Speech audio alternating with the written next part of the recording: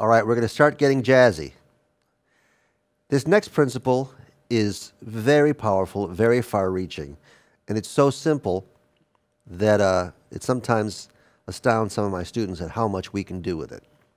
Principle is simple. Any dominant chord can become a 2-5, or any minor chord can become the 2 of a 2-5.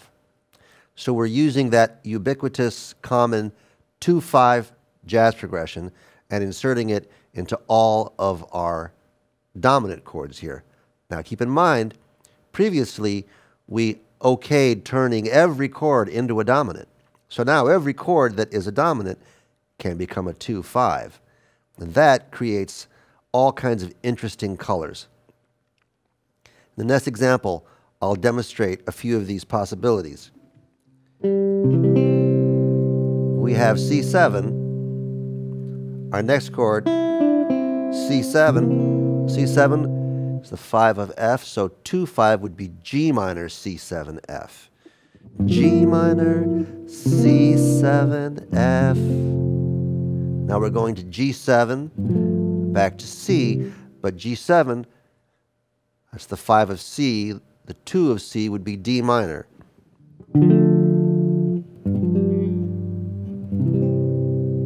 Right? So we have a 2-5 in there. Now, we're going to go to the G7 chord, right?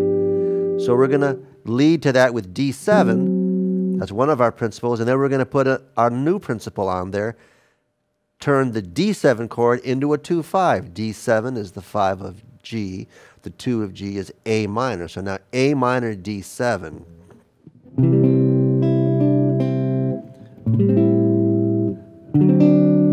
And G7 becomes D minor to G7. Woo! Starting to sound like jazz, huh?